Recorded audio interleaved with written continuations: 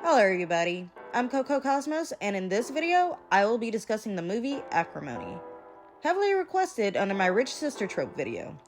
If that sounds interesting to you, you can check it out here. I can't wait to get into whatever this is. Acrimony is definitely a movie. Okay, so the movie opens to a court scene where Melinda, our narrator, and whose POV we're essentially experiencing this movie through, is being sentenced to court-ordered therapy for her anger issues. Her therapist is super condescending with her questions though. Or maybe it's the tone.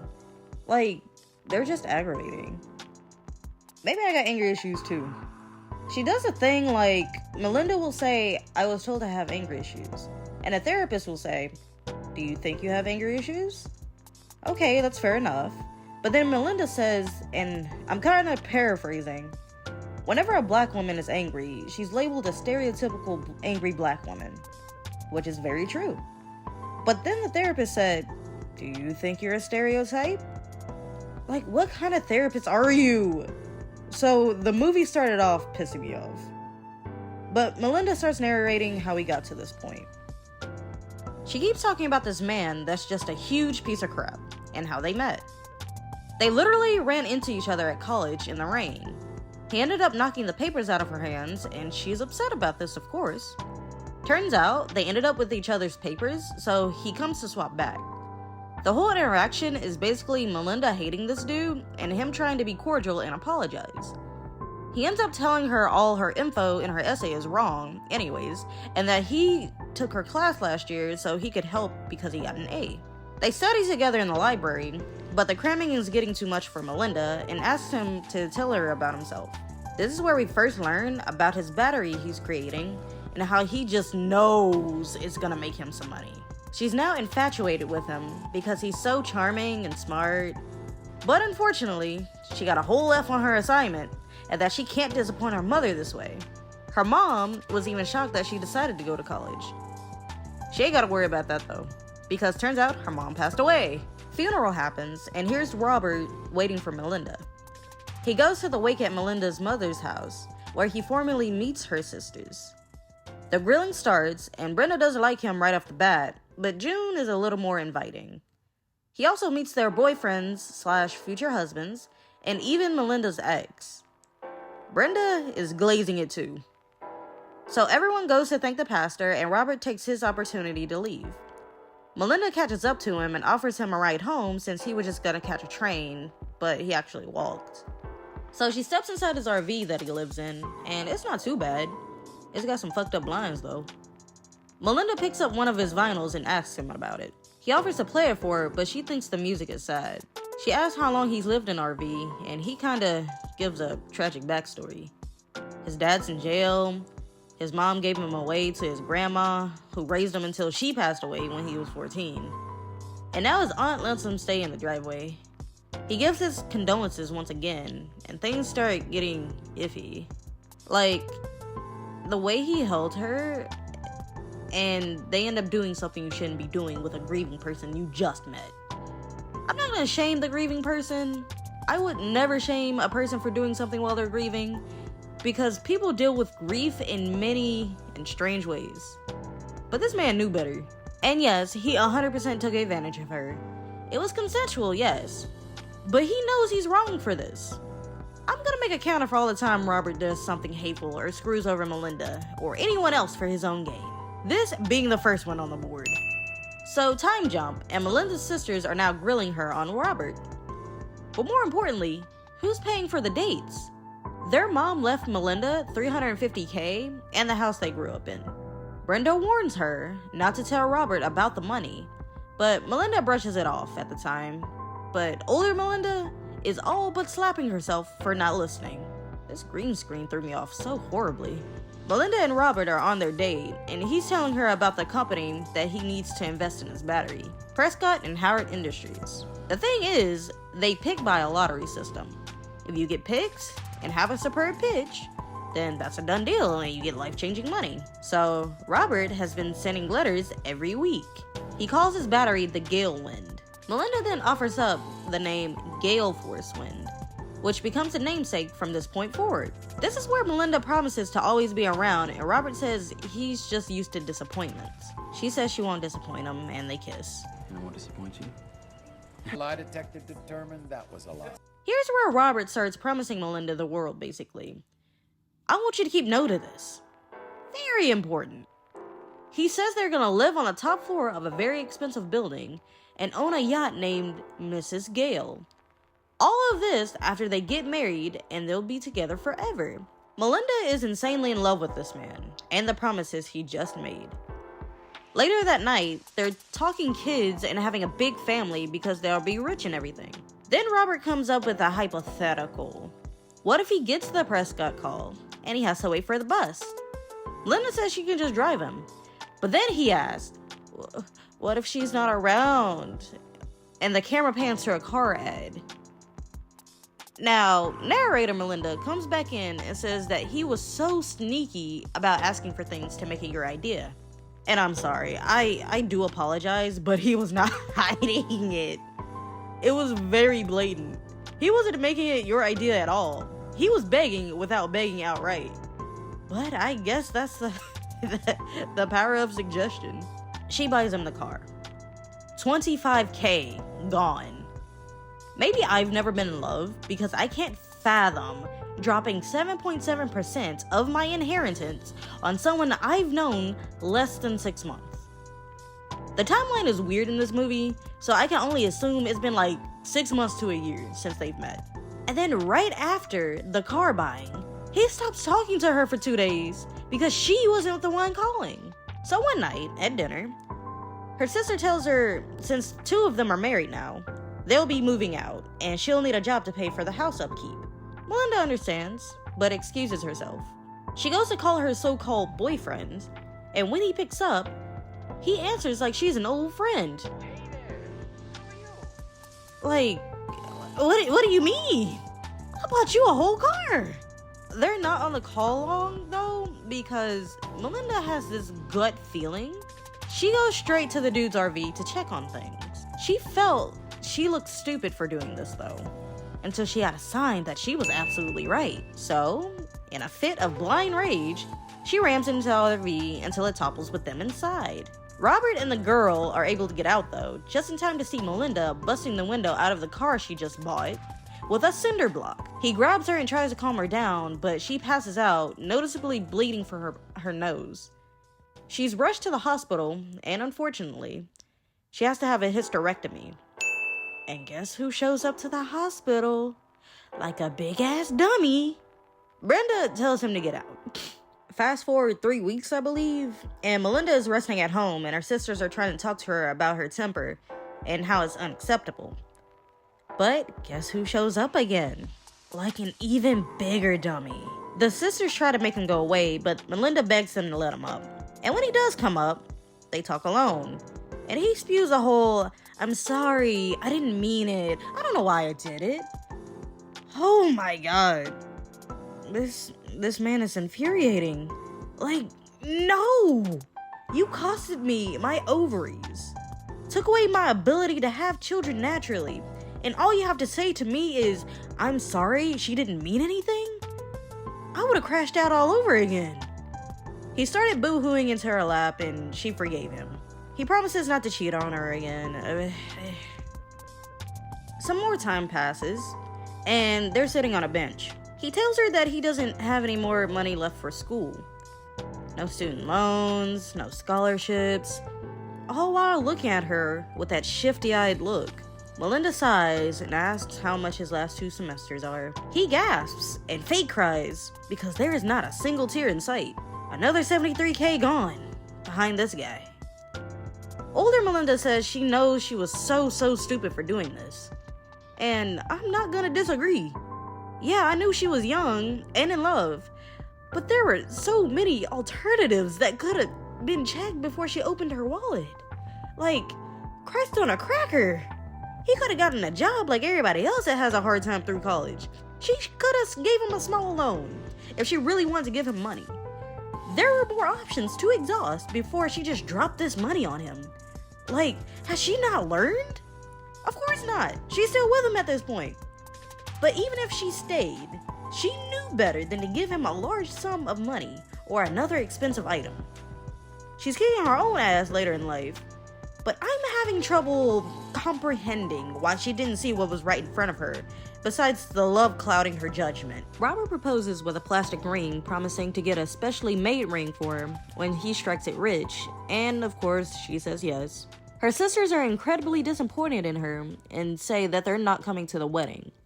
So Melinda's walking down the aisle with no family present and only her college roommate there for support. He moves in, and thus, the draining of the inheritance begins. Because he always needed some sort of material for the battery. He needed some research, something or another. Time is moving in a blur, and he's losing affection for Melinda.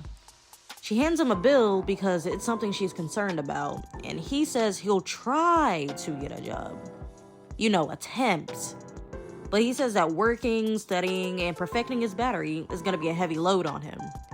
Melinda had nothing to say about it though.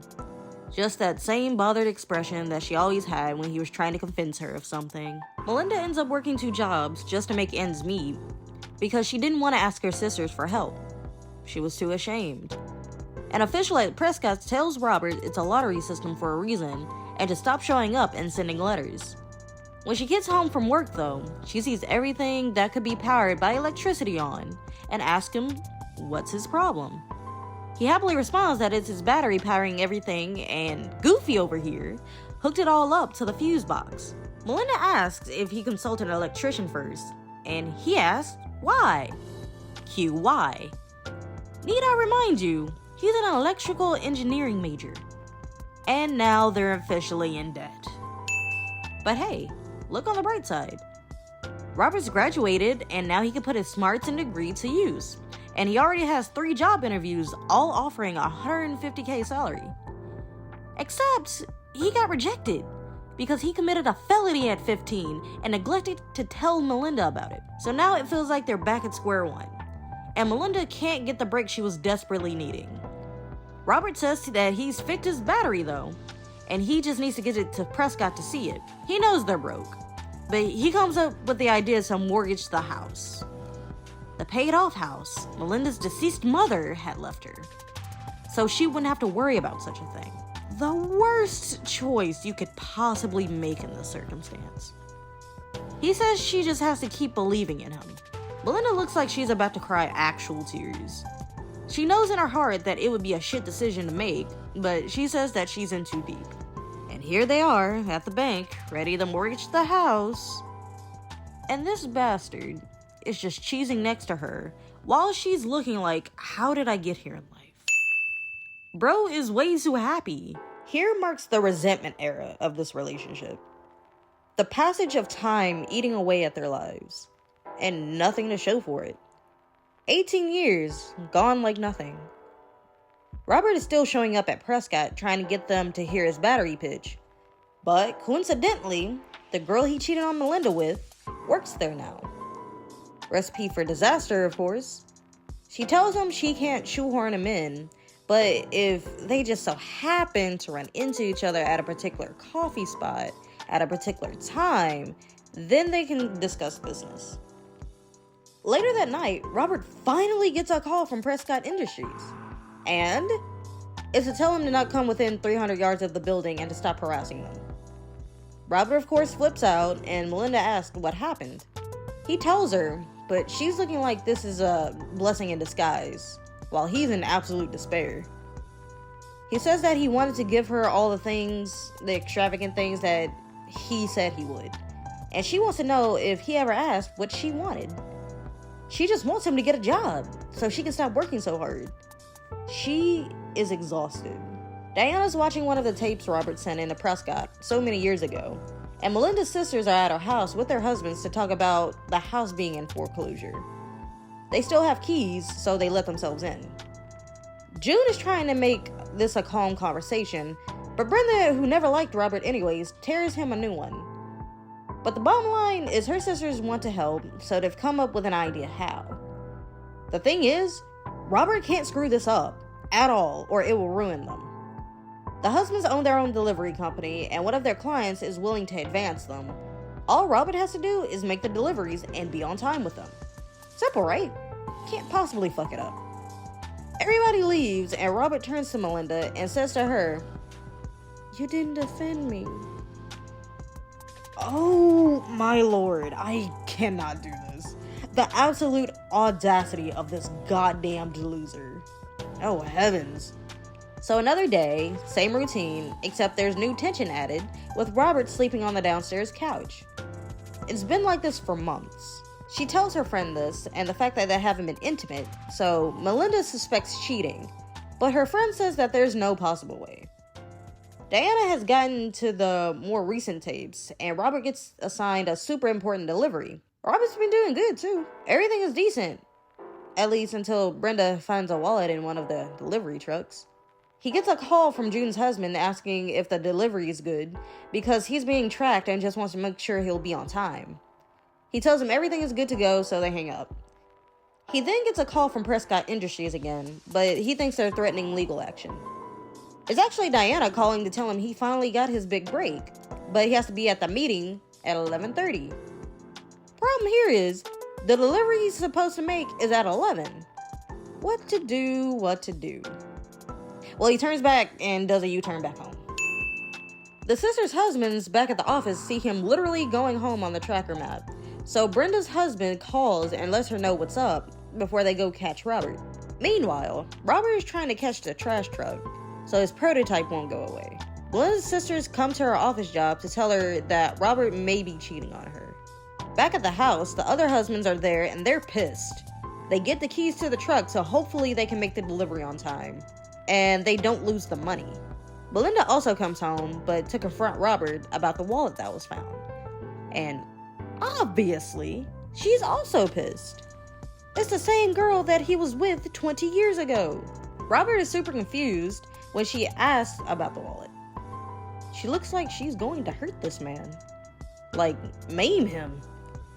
He tries to hurry out the door because Prescott finally called.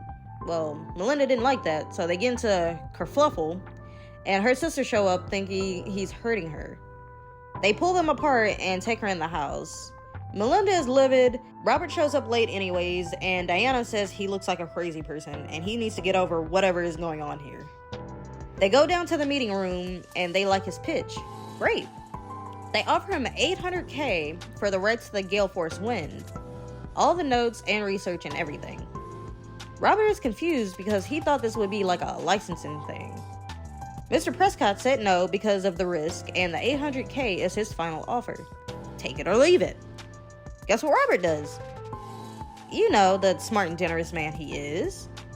He leaves it. He left it. He left the money.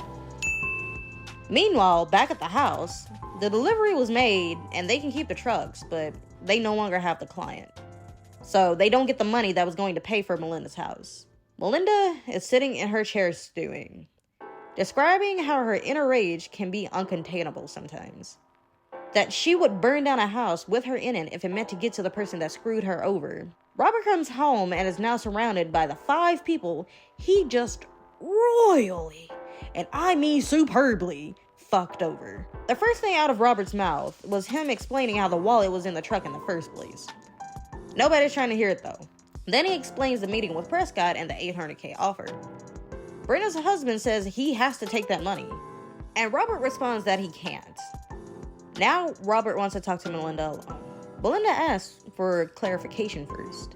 That it's all just coincidental that Diana was in the truck, and Prescott offered him hundreds of thousands of dollars, and he said no, while their house that they currently live in is getting foreclosed on.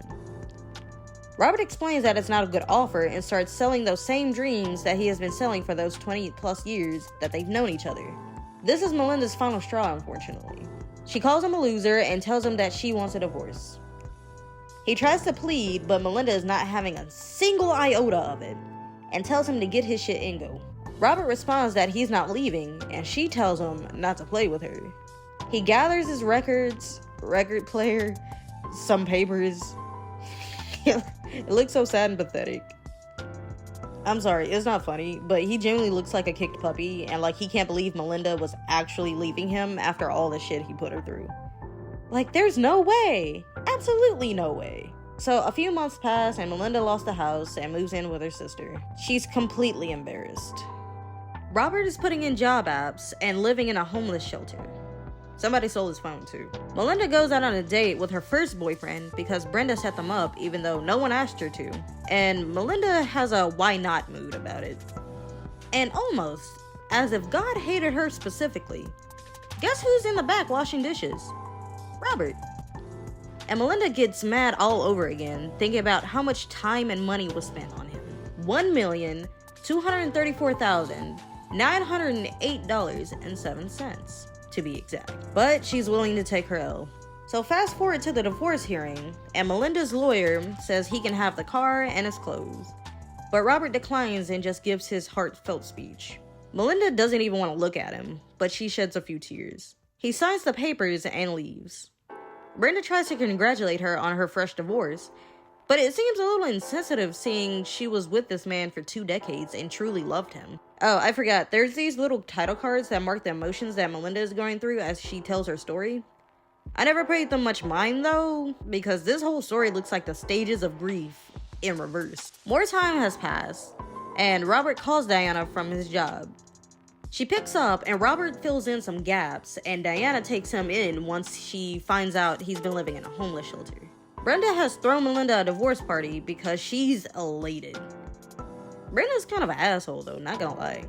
It's like she can't read Melinda's face and see that she's like, this is actually devastating to her. So to take her mind off it, she goes back to Devin's spot. Y'all, this next part took me to new levels of aggravation. Like, I can't express it.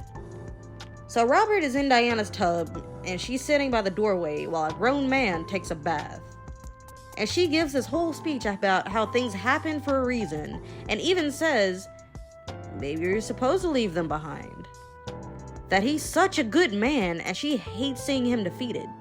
Yo, I can't do this. Tyler Perry, have mercy on my soul. I am literally begging you. So next day, Diana wakes up Robert, tells him she quit his job for him, and surprises him with a new offer from Mr. Prescott. This one is a licensing deal, plus 75 mil. So Robert shows up at Melinda's office job with flowers and a 10 million check, as an I'm sorry for everything and that he still loves her. At first, she's a little vicious with her words, and that they're never getting back together. But then she hears the news and sees the check. Oh, and he bought back her mom's house. She's absolutely frozen in disbelief. She gets home from work and drops the news on everyone. Melinda is upset, rightfully, but she takes it out on her sisters, their marriages, and Devin. Then she drops by Robert's new penthouse and he walks out looking like a black James Bond. Melinda is so happy and surprised that it's everything he promised and tries to seduce him, but out walks, who of all people? Diana, his new fiance. God damn it, Robert. Of all the people. Really? 진짜? 진짜로? 짐침리가 없다.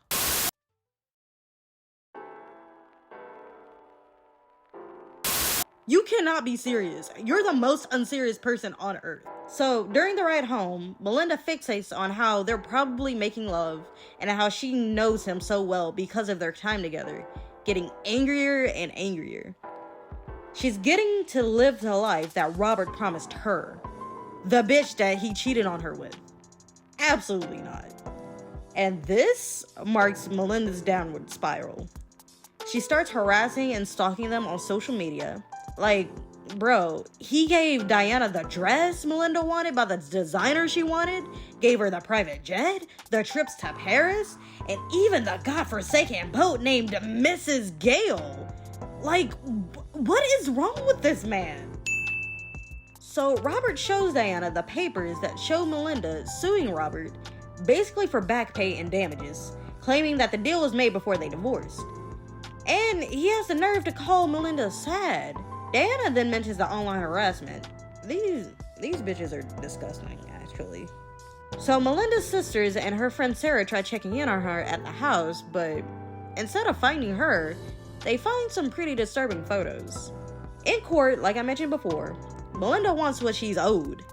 but the judge is not on her side, saying the $10 million he gave her was more than generous and to let it go. I don't like him. Oh, and they talk about the online harassment, and now there's a restraining order against Melinda. Well, Melinda didn't like that outcome, and tries to beat their asses in the courthouse, and even starts a live stream. Later the same day, Robert and the new lady, I don't like giving them a name no more, meet up with Melinda's sisters and their husbands at June's house. They want to force Melinda to get some sort of psychological help and tries to warn Robert that they should be careful until it happens, even suggesting security for their wedding. Robert is not taking it seriously though, saying that he knows her. Brief recap, she almost killed the both of you already, and that was just a crime of passion. And when she was kicking you out, she admitted to being the devil, and you scurried your ass out of there. Now you believe that she won't actually hurt you? Especially after decades of resentment building up and her basically getting nothing for it? Robert is so stupid. Sarah arrives and panics seeing Robert and the lady. They're saying they gotta go because Melinda is coming, but nobody moves fast enough and she sees them. A scene was caused and Melinda feels that they don't give a crap about how she feels. More stewing happens and she gets an idea. She poured bleach all over that woman's wedding gown, burning it to a crisp and walking away like nothing happened. More cord and a revelation is revealed. Diana is pregnant. And this is officially where whatever fucking rubber band was holding Melinda's potential sanity together snapped. The judge threatens her with jail time and she says that she understands. Now we've come full circle, back to the therapy couch. Now the therapist asks her what if Robert did actually mean well?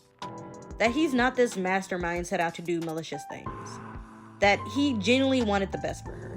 Melinda doesn't entertain that idea and says that she's not wrong. Then the therapist asks if she's heard of BPD. Melinda is tired of this foolishness now and walks out. The wedding happens and they're sailing away on the Mrs. Gale. Melinda has changed her hair, which I think is a really cool visual moment to show the change in Melinda's mindset. The entire time her hair was straightened, meaning she had somewhat of a level head, but now she's going full throttle. So everybody thought Melinda might try something, so they block her car in and try to block the exits. She ends up sneaking out of the window though. The newly married couple is on the boat enjoying the green screen stars when the wife goes to start a bath. She notices her wedding dress is missing, but they think nothing of it, I guess. The Nina Simone record is playing, and surprise, Melinda's on the boat somehow, and she has a weapon. She wants her comeuppance, and she wants it now. She also wants to know why he gave her life to some new woman, and the only response he has is that she left him. Robert finds new ways to disappoint me, honestly. He then goes on to say that he loves her, and she responds that if he loves her so much, that he should tell his new wife to jump off the boat.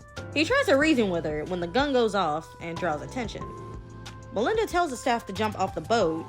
New lady comes and sees what's going on and rushes right back down.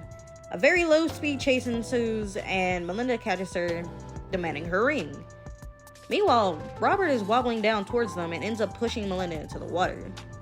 He tries to give her instructions to stop the boat and to save the crew, so they can maybe help, I guess. Melinda comes back though and finds an axe to finish him off with. Another very low-speed chase. She hits his leg, he triggers the anchor, and she gets tangled up in the chain, which drags her down and drowns her. New wife comes back with the crew and tries to help Robert, and it all fades to black. I'm not gonna say she was right. I'm just gonna say I understand. I don't even know where to start. The characters sucked, except for Melinda, but even then she made so many mistakes. The ending sucked, but I guess it was kind of poetic, in a way. The acting was decent. Taraji and Asiana carried, though. Now on to the actual story. Robert was not this big, sneaky mastermind that Melinda played him up to be. He was very blatant with his fuckery. Also, a disgusting man to be intimate with a girl who just buried her mother. When Robert showed her who he was, she should have left, case closed. But she was in love. But the moment he said, "Let's mortgage the house after I fumbled high salary jobs because I never told you that I was a felon. Get out of there, quickly. He set you up to look stupid time and time again, and you stayed." He took the possibility of having children away from you after you just had a discussion of having a big family. And you marry him? Melinda, why? When he showed you how much of a bum he is, you stayed. Never follow up behind a man that clearly does not care about how you feel. Melinda kicks her own ass while telling the story, but it's like, I don't think she really hammered in how dumb she was. Those rose-colored glasses might as well have been contacts that she refused to take out. Robert was a narcissist, at worst, and just an inconsiderate jackass at best. The fact that he just refuses to get an actual job for all those years. The first time Melinda brought it up that she needed help, and he said, I'll try to find a job, I guess. But it's gonna be hard to work and study and, work on my battery. The nerve to be upset with Melinda for not defending him when her sisters got him an actual job, now that he has to work because they're losing the house behind him. Like, this man had zero positive impact on her life, the more I think about it. Their meeting knocked her handwritten paper into the rain, told her all her info was wrong, and when he tried to help her with it, he got her an F. When she showed him the F, she got news that her mom passed. He all but begged her for a car, and after she bought it for him, he cheated on her and landed her in the hospital. She still agrees to marry him, despite this, and causes her to suffer for 2 decades. Like, goddamn, you're the worst person walking the planet at this point. If I were to give Mr. Gale the benefit of the doubt, he's the one that truly should be in therapy. I mean, if what he told us is true, he may have abandonment issues and clings to whatever will stay, while simultaneously not knowing how to treat the person and keep them around. On top of that, again, based on assumption, people in his area were constantly telling him how smart and talented and gifted he was. That he got this overinflated sense of self and made himself delusional to the point of detriment. But again, this is all told through the eyes of Melinda. Things could have been better or worse than what was being experienced. Robert was garbage either way though, because why on God's lovely green earth would you marry the woman that you cheated on your now wife with almost immediately after divorce? Like a few months after the fact. Instant engagement. Is it because she babied you? Like, why isn't Diana being called a gold digger? Because this feels exactly that. You could argue that she has her own money and took in a homeless man so she doesn't have to dig, but come on, yo. Marrying and then getting pregnant by him fresh off divorce. I might just have to chalk it up to Tyler Perry because, oh lord. Like, honestly, I've never heard anyone actually talk about what type of part Diana had in this whole aspect.